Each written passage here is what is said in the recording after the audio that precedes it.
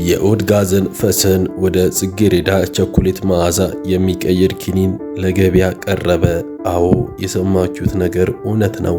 ብዙዎችን አስደንቋል፣ ብዙዎችን አስገርሟል፣ ብዙዎችን እጃቸውን አፋቸው ላይ አስጭኗል። ነገሩ እንዲህ ነው። በመጥፎ ፈስ ሽታ ምክንያት በሰው ፊት መሸማቀቅ ይበቃል ሲል የፈረንሳዩ ተመራማሪ አዲስ ዜና ለዓለም አብስሯል።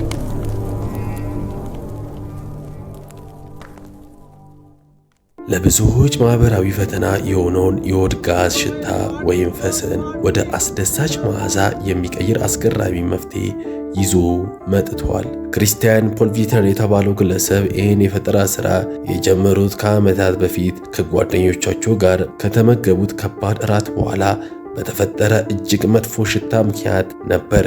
ያ አጋጣሚ ለምን ሽታውን መቀየር አንችልም የሚል ጥያቄ እንዳጫረባቸው ተናግረዋል። እስኪ ሁላችንም እውነታውን እንነጋገር። ሁላችንም እዚህ ሁኔታ ውስጥ ራሳችንን አግኝተን ሊሆን ይችላል። በተጨናነቀ ስብሰባ ውስጥ፣ በመጀመሪያ የፍቅር ግንኙነት ቀጠሮ ላይ፣ ወይም ደግሞ እንግዳ ቤት ሄዳችሁ ይሄ አስደንጋጭ ፈስ አምልጣችሁ ሊሆን ይችላል። ነገር ግን ከዚህ በኋላ በዚህ ጉዳይ አትሸማቅቁም። ኪኒኑ እንዴት እንደሚሰራ እንመልከት። ሉቲን ሚሊን የሚባል የንግድ ስም የቀረቡት እነዚህ ኪኒኖች ሙሉ በሙሉ ከተፈጥሮ ግብዓቶች የተሰሩ ናቸው። ግብዓቶቹም የአትክልት ቅባቶች፣ የባህር አረም፣ ቡልቤር ወይም ደግሞ ኮኮናት ይገኙበታል። መዓዛቸው እንደ ምርጫችሁ ይለያያል። አንዳንዱ ወደ ጽጌረዳ፣ ቫዮሌት፣ ቾኮሌት ወይም ዝንጅብል መዓዛ የሚቀይሩ ናቸው። አወሳሰዳቸውም ደግሞ ለተሻለ ውጤት በቀን ከ2 እስከ 6 ኪኒኒዎችን ከምግብ ጋር መውሰድ ብቻ ነው። እውነት ነው፣ ከሆዳችን የሚወጣው ጋዝ ወይ ፈስ ተፈጥሯዊ ነው። ነገር ግን ደግሞ ማህበራዊ ሕይወታችን ላይ ብዙ ጫና ሲያደርስ ተመልክተናል። ነገር ግን ሳይንስ አዲስ መፍትሄ አግኝቶላችኋል።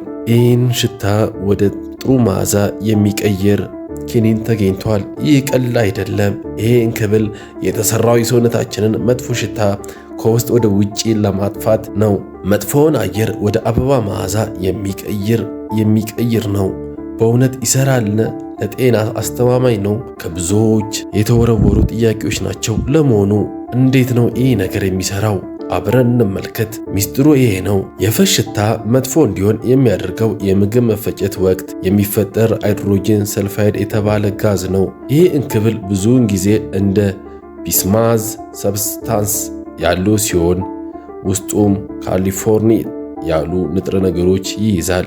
እነዚህ ንጥረ ነገሮች እነዚህም መጥፎ ሽታ እንዲፈጠር የሚያደርገውን ሰልፈርን እሱን መበታተን ነው። ከበዛ በኋላ ነው ሽታውን ወደ ጥሩ መዓዛ የሚቀይርልን። ፈጣሪው ለሰዎች ብቻ ሳይሆን ተመሳሳይ ችግር ላለባቸው የቤት እንስሳት ውሾች የሚሆን የዱቄት መፍትሄም አዘጋጅቷል። በአሁን ሰዓትም ተወዳጅነትን በዓለም ዘንድ አግኝቷል። በተለያዩ የበዓላት ወቅትም ሰዎች ይህን ኪኒን ለጓደኞቻቸው እንደ አስቂኝ ስጦታ እየገዙ ስለሚሰጧቸው ሽያጩ በከፍተኛ ሁኔታ እንዲጨምር አድርጎታል ነው። እናንተስ እየፈሳ ሰዎችን ለሚያስቸግረው ጓደኛ ሼር አድርጉለት።